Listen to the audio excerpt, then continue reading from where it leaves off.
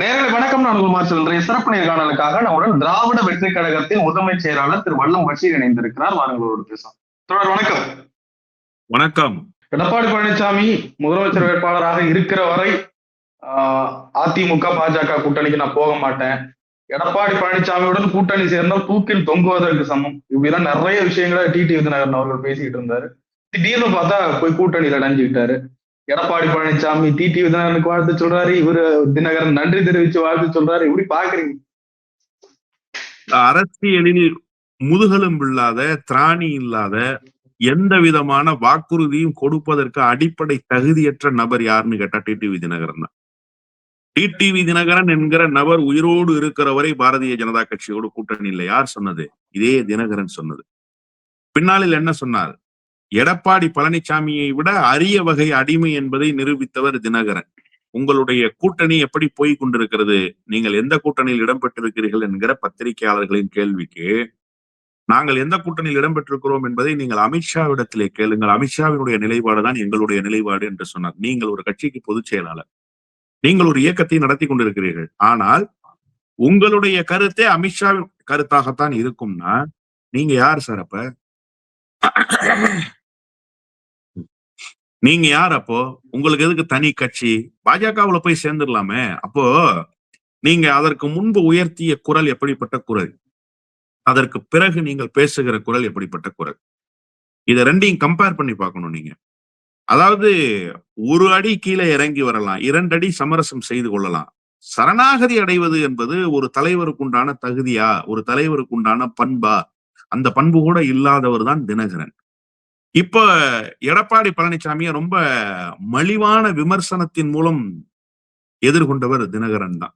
கல்லாப்பட்டி சிங்காரம்னு சொன்னார், அந்த வார்த்தையை அவர் தான் பயன்படுத்தினார். கல்லாப்பட்டி சிங்காரத்தை இன்றைக்கு முதலமைச்சர் ஆக்குவதற்கு சூளுரைத்திருக்கிறார் தினகரன் சொன்னா. தினகரன் என்கிற நபருக்கு நாக்கில் நரம்பில்லை என்று சொன்னாலும் அரசியலில் களத்தில் நிற்கிற அருகதையே இல்லாத நபராக வெளிப்படுகிறாரு. அப்போ உங்களுக்கு நோக்கம் என்ன? நீங்க அம்மா மக்கள் முன்னேற்ற கழகத்தை ஏன் துவங்குனீங்கன்னு கேட்டப்போ அதிமுகவை மீட்டெடுப்பதற்காக துவங்கினேன். இப்ப அதிமுகவை மீட்டெடுக்கிறதுக்காக போய் கூட்டணி வச்சிருக்கீங்க. எதுக்காக சார் கூட்டணி வச்சீங்க நீங்க? இப்போ இது அன்னைக்கே செஞ்சிருந்தா அதிமுக இவ்வளவு வீக் ஆயிருக்காத. அதிமுகவினுடைய சரிபாதி நிர்வாகிகளை கொண்டு வந்து பிரித்து உங்களுக்கு ஒரு கட்சியை கட்டமைத்துக் கொண்டு அதிமுகவை பலகீனப்படுத்தி விட்டு இப்ப அதிமுகவை அரியணை ஏற்றுறேன்னு சொல்லி போறது எவ்வளவு பெரிய மோசமான சூழல் பாருங்க. கொலையையும் செய்து விட்டு உயிரையும் காப்பாற்றுகிறேன் என்று சொல்லி போய் நிற்பவனை எப்படி நம்ப முடியும்? அதிமுகவும் அமமுகவும் ஒரு பொருந்தாத கூட்டணியாகத்தான் இந்த தேர்தல் களத்துல போகும். காரணம், தினகரன் ஏற்கனவே பேசிய சம்பவங்கள், செய்திகள், எடப்பாடி பழனிசாமிக்கும் தினகரனுக்கும் இருக்கக்கூடிய அந்த பார்வை என்பது 2 கட்சிகளையும் ஒரு சேர சேர்க்காது. தேர்தல் களத்துல ஒரு மிகப்பெரிய பின்னடைவை இந்த 2 கட்சிகளும் ஒன்றோடு ஒன்று கூட்டணி வைத்ததன் அடிப்படையில் பெறுவார்கள். ஏற்கனவே அதிமுக கூட்டணி ஃபார்ம் ஆகாதப்ப நிறைய விமர்சனங்களை செஞ்சுக்கிட்டு இருந்தாங்க. எடப்பாடி பழனிசாமியால பிரிஞ்சு போனதிலே சேர்த்துக்க முடியல, கூட்டணி அமைக்க முடியல அப்படின்னு. இப்ப பார்த்தா எல்லாரும் ஏறக்குறைய ஒன்று சேர்ந்துட்டாங்க. அப்ப அந்த ஒரு மெகா கூட்டணியை ஃபார்ம் பண்ணிட்டாரு போல. இல்ல, திமுக மீதான பயம்தான் இந்த ஒன்று சேரலுக்கு காரணம், இந்த அணி திரட்டலுக்கு காரணம். இப்போது கூட குரூப்ல டூப்பு தான் சேர்ந்திருக்கே தவிர பெரிய கட்சிகள் சேரல. நீங்க அமமுக ஏற்கனவே தேசிய ஜனநாயக கூட்டணியில் இருந்த கட்சி, பாமக ஏற்கனவே தேசிய ஜனநாயக கூட்டணியில் இருந்த கட்சி.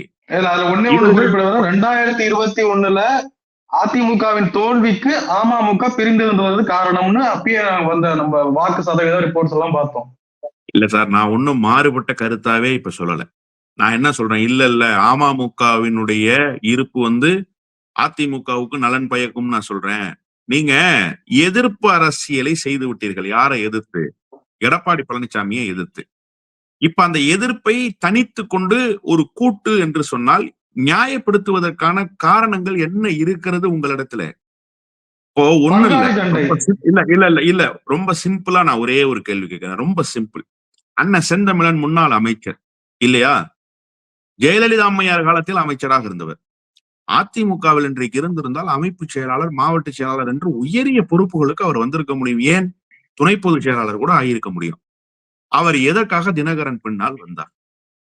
இப்ப அவருடைய அரசியல் வாழ்வே இன்றைக்கு நிராகரிக்கப்பட்டு விட்டது. அந்த வாழ்வை அவர் இழந்ததற்கு காரணம் என்ன? இப்ப அதையே போய் நீங்க திரும்ப செய்ய, இது வைகோ செய்யற வேலை. வைகோவை பின்பற்றுகிறார் தினகரன் என்றுதான் நான் சொல்வேன். நீங்க எந்த திமுகவை ஒழித்து கட்ட வேண்டும் என்று சொல்லி வெளியில் வந்தீர்களோ அந்த திமுகவோட கூட்டு வைக்கிற நிலைமைக்கு நீங்கள் வந்து நின்றீர்கள், கூட்டு வைத்துக் கொண்டீர்கள். எந்த ஜெயலலிதா அம்மையார் உங்களை பொடா சிறைவாசத்துக்கு 19 மாத காலம் வேலூர் கொட்டடியில் பூட்டினாரோ அதே ஜெயலலிதா அம்மையாரோடு 2006 கூட்டணி வைத்துக் கொண்டு கலைஞரை திட்டினீர்கள். அப்ப உங்களுடைய நோக்கம் என்ன? அன்றைக்கு கேட்டாங்கல்ல, எவ்வளவு பெரிய சரிவை அந்த கட்சி சந்திச்சது.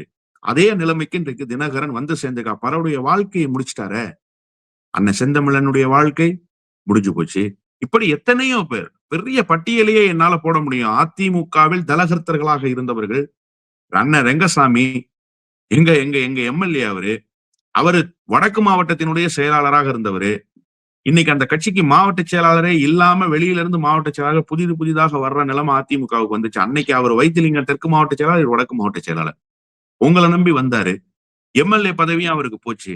அடுத்த முறை நின்று தோத்து போனாரு. இப்படியெல்லாம் பல பேருடைய வாழ்க்கை கெட்டு போனதற்கு நீங்க எதற்கான காரணத்தை சொன்னீர்களோ அந்த காரணத்தை இன்றைக்கு குழி தோண்டி புதைத்து விட்டு போய் ஒரு கூட்டணியை வச்சிருக்கீங்களே, எப்படி அது சரிப்படும்னு கேட்கிறேன். நான் இதற்கு முன்பு நீங்க கேட்ட கேள்விக்கு வந்துடுறேன் நிறைவா. என்னன்னா, இந்த கூட்டணியில் சேர்ந்திருக்கிற கட்சிகள் பலத்தோடு சேர்ந்திருக்கா? பாட்டாளி மக்கள் கட்சி நீங்க சொன்ன 2021 இருந்த பலம் இப்ப இருக்கா? அன்றைக்கு ஒன்றுபட்ட பாமக, இன்றைக்கு ஒன்றுபட்ட பாமகவாது? அதில் ஒரு பிளவு சந்தித்திருக்கிறதா இல்லையா அந்த கட்சி? அப்ப அந்த கட்சியினுடைய ஸ்ட்ரென்த் என்னன்றத தேர்தல் களத்துல நீங்க எப்படி நிரூபிக்க முடியும்? எப்படி அதனுடைய ஸ்ட்ரென்த் நீங்க அலைன்ஸ்ல பிக்ஸ் பண்ண முடியும் அதே பலத்தோடு இருக்குன்னு?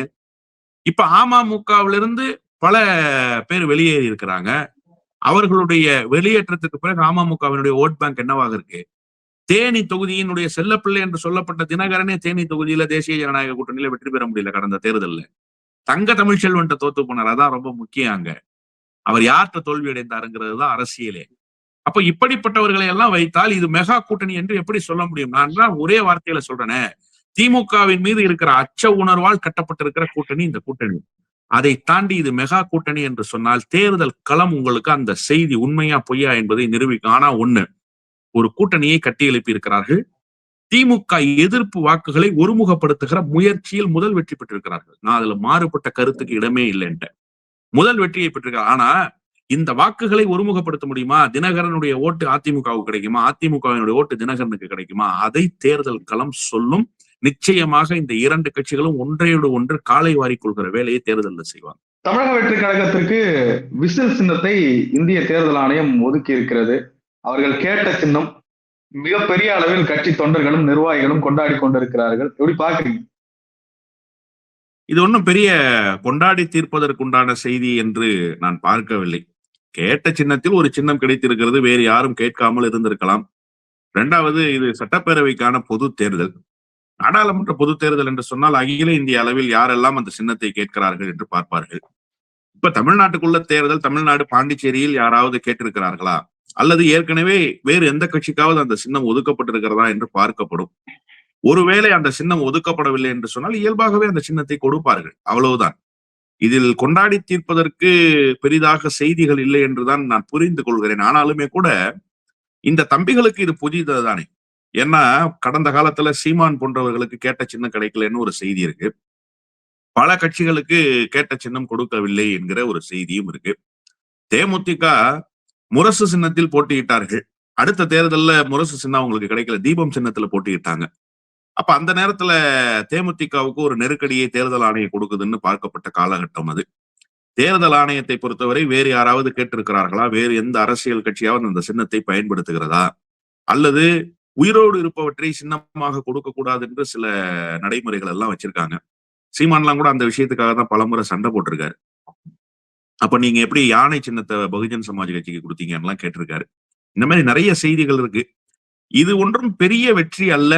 தேர்தலில் போட்டியிட்டு வெற்றி பெற வேண்டும். என்னை பொறுத்தவரை விஜய் எல்லாவற்றிலும் ஒரு விரும்பிய ஒரு விஷயத்தை கேட்கிறாங்கன்னா அதுல ஏதோ வியூகத்தோட தான் கேட்டிருப்பாங்க. ஈஸியா கொண்டு நீங்க மக்கள் பயன்பாட்டுல இருக்கிற பொதுவான சின்னங்கள் இருக்குல்ல, அது கொஞ்சம் எளிதாக போய் சேரும். அதிமுக துவங்கிய போது என்ன சின்னம் என்று தேர்தல் ஆணையம் கேட்ட போது குடை சின்னத்தை கேட்டோம். என்ன, குடை எல்லா மக்களும் பயன்படுத்துகிற ஒரு சின்னம். இப்ப கூட வைகோவினுடைய மகன் அதனாலதான் தீப்பெட்டியை கேட்டார் அவரு. ஏன்னா தீப்பெட்டின்றது அன்றாட வாழ்வில் எல்லோரும் பயன்படுத்துகிற ஒன்று என்கிற காரணத்தால் எளிதாக போய் சேரும்னு. முதல்ல கொடை சின்னம், அதன் பிறகு அங்கீகாரம் பெற்றதற்கு பிறகு பம்பரம் சின்னம்.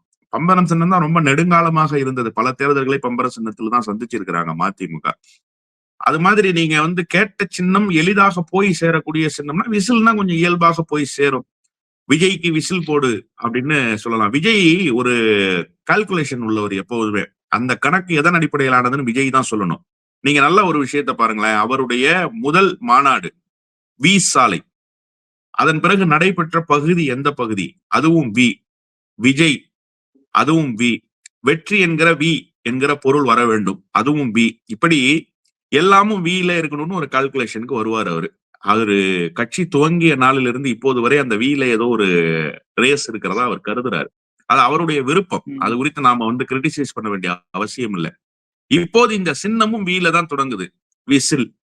அதனால அதுக்குள்ள ஒரு ரேஸ் இருக்குன்னு அவர் கருதுறாரு. நான் எல்லாவற்றையும் விஜயினுடைய அந்த மனநிலையிலிருந்தே நான் புரிந்து கொள்கிறேன். நான் கிரிட்டிசைஸ் பண்ணல இப்ப கூட. ஆனா இந்த சின்னம் இதற்கு முன்பு என்ன இம்பாக்ட உருவாக்குச்சுன்னு நீங்க பாக்கணும். ஏன்னா நாங்க கட்சி துவங்குகிற போது எல்லாரும் என்கிட்டயும் அண்ணன் சத்யா கிட்டையும் சொன்னாங்க, மறுமலர்ச்சின்னு வர்றது மாதிரியே வைக்கணும் கட்சிக்கு பேரு. ஏன்னா நாம அந்த இயக்கத்துல இருந்து பிரிந்து வந்திருக்கோம், அதை ரிஃப்ளெக்ட் பண்ணணும்னு சொன்னாங்க. நானும் சரி, அண்ணன் மல்லை சத்யாவும் சரி, ரொம்ப உறுதியாக அந்த மறுமலர்ச்சின்ற வார்த்தை வரக்கூடாதுன்னு இருந்தோம். ஏன் அப்படின்னு சொன்னா, ஏற்கனவே அது ஒரு ஃபெயிலியர் மாடல். மறுமலர்ச்சி திமுக என்று ஒரு கட்சியை துவங்கி வைகோ தோல்வியை தழுவுனது மட்டும் இல்ல, தமிழ்நாட்டு அரசியல் வரலாற்றில் இப்படி ஒரு இயக்கம் இருக்கவே கூடாது என்கிற முன்மாதிரிகள் எல்லாம் உருவாக்கிய இயக்கம் அந்த இயக்கம்.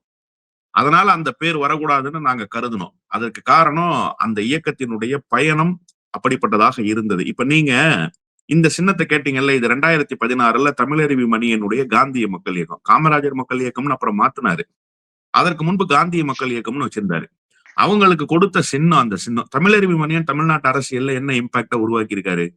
யாரு தமிழருவி மணியன் தமிழ்நாட்டு அரசியலுக்குள்ள? ஒரு புரோக்கர் வேலை பார்த்த ஆளுன்றது மாதிரியான ஒரு இடத்துக்கு கொண்டு போய் வைக்கப்பட்டவர் தமிழருவி மணியன். அதை அவரே வழியை தேடி கொண்டார் என்றுதான் நான் சொல்வேன். அப்ப அந்த சின்னத்தை நீங்க கேட்டுறீங்க. அப்ப நீங்க இந்த ரேஸ் பாக்குறீங்க இல்லையா, இந்த கணக்குகள் இருக்கிறது இல்ல, வின்னு எல்லாமே வரணும்னு நினைக்கிறேன். நீங்க இந்த கணக்கை ஏன் பார்க்கலன்னு நான் விஜய்க்கு அன்பாகத்தான் கேட்க விரும்புறேன். அப்ப ஒரு தோல்வியினுடைய முகத்தை எடுத்துக்கொண்டு மீண்டும் வருகிறீர்களா என்கிற கேள்வி இருக்கு. அது விஜயை பொறுத்தது. அவரை பொறுத்தவரை என்ன கணக்கு வைத்திருக்கிறார் என்பது தெரியாது. ஆனா விசில் சின்னம் இலகுவாக போய் சேரக்கூடிய சின்னம், அதனால முதல் வெற்றி என்று கொண்டாடுவார்களே ஆனால் அவர்களுக்கு வாழ்த்துக்களை தெரிவிப்போம், அவ்வளவுதான். தமிழக வெற்றி கழக தலைவர் அவர்கள் முதல் மாநாட்டிலே அறிவிச்சாரு, கூட்டணிக்கு வரவங்களுக்கு ஆட்சியில் பங்கு, அதிகாரத்தில் பங்கு. ஏறக்குறைய இப்போதைய ஸ்டேட்டஸுக்கு எல்லா கட்சிகளும் மோஸ்ட் ஆஃப் த பார்ட்டிஸ் கூட்டணியில செட்டில் ஆயிடுச்சு. ஒரு கட்சி கூட விஜய் பக்கம் வந்த மாதிரி தெரியல. எப்படி பாக்குறீங்க இந்த சூழ்நிலை? கூட்டணி ஆட்சி என்று விஜய் சொல்வதை யாரும் ஏற்கவும் இல்லை. கூட்டணி ஆட்சி என்று ஒன்று மலராது என்கிற நம்பிக்கை எல்லா அரசியல் கட்சிகளுக்கும் இருக்கிறது என்றுதான் பொருள். நீங்க இப்ப கூட தேசிய ஜனநாயக கூட்டணின்னு தான் பேசிட்டு இருக்காங்க பாஜக தரப்புல, அதிமுக கூட்டணின்னு பேசல. அப்ப தேசிய ஜனநாயக கூட்டணி என்று சொன்னால் கூட்டணி ஆட்சி மலரும்னு பாஜக தரப்புல ஒரு எதிர்பார்ப்பு இருக்கு. அது நடக்குமா என்று கேட்டால் நிச்சயமாக நடப்பதற்கான வாய்ப்பு இல்லை. அதிமுக ஜெயிச்சா தானே அது நடக்க போகுது. அப்படியே அதிமுக வெற்றி பெற்றால் கூட அந்த தேசிய ஜனநாயக கூட்டணி ஆட்சி தமிழ்நாட்டுக்கு நல்லதல்ல. அது அதிமுக ஆட்சியாக இருக்க வேண்டும் என்றுதான் என்னை போன்றவர்கள் விரும்புகிறோம். அதே நேரத்துல விஜய் ஒரு கடை விரித்தார். கடை விரித்தேன் கொள்ளுவார் இல்லை என்று சொல்வார்கள். அதுபோல வருவதற்கு யாருமே தயாராக இல்லை. நான் கூட நினைச்சேன் டிடிவி தினகரன் போன்றவர்கள், ஓ பன்னீர்செல்வம் போன்றவர்கள் ஏதாவது ஒரு முடிவை எடுப்பார்கள், அதிமுகவுக்கு ஒரு நெருக்கடி கொடுக்கிற சூழலுக்கு வருவார்கள் என்று நான் கருதினேன். ஆனா அவங்க டெல்லியினுடைய வேறொரு அழுத்தத்துக்கு ஆட்பட்டு இப்போது அந்த கூட்டணிக்குள் தினகரன் இணைந்திருக்கிறார். பன்னீர்செல்வம் ஓரிரு நாட்களுக்குள் முடிவை அறிவிப்பார். அவரிடத்துல இருந்த வைத்திலிங்கம் போன்றவர்கள் எல்லாம் திமுக போய் ஐக்கியமாயிட்டாங்க. பெரம்பலூர் ராமச்சந்திரன் கூட இன்னைக்கு காலையில அரசியலில் இருந்தே விலகுகிறேன் என்று அறிவித்திருக்கிறார். அப்போ விஜயினுடைய வியூகம் முனைமலங்கி போயிருக்கு. விஜயினுடைய வியூகம் தமிழ்நாடு அரசியல் களத்துல எடுபடல. ஒரு லெட்டர் பேட் இயக்கம் கூட விஜய்க்கு ஆதரவு தெரிவிக்கவில்லை என்று சொன்னால் விஜய் தனிமரமாக நிற்கிறார், கை கழுவப்பட்டிருக்கிறார் தமிழ்நாட்டு அரசியல் களத்தில் என்றுதான் நான் புரிஞ்சுக்கிறேன். இதற்கு முதல் காரணம் விஜய் தான். செங்கோட்டையனுடைய வருகைக்கு பிறகு செங்கோட்டையன் மூலமாக சில லாபியை பண்ணியிருக்க முடியும். நான் நேற்றைக்கு கூட ஒரு பிரதான நேர்காணல்ல சொன்னேன், செங்கோட்டையனை வைத்து ஒரு மாதிரியாக அடையாளப்படுத்தியிருந்தால் அதிமுகவினுடைய அதிருப்தியாளர்கள் விஜய் பக்கம் வருவதற்கான வாய்ப்புகள் இருக்கு. வண்டுட்டி ராமச்சந்திரன் தேமுதிக காலத்துல அதை செய்தார். கூப்பா கிருஷ்ணன் போன்றவர்கள் போய் சேர்ந்தார்கள். இப்ப அந்த சூழல் இருந்தும் விஜய் அதை பயன்படுத்தி கொள்ள தவறிட்டார். ஏன்னா செங்கோட்டையனே அதிருப்தியில் இருக்கிறாருங்கிற செய்தி எல்லாம் வந்துகிட்டு இருக்கு 4-5 நாட்களாக.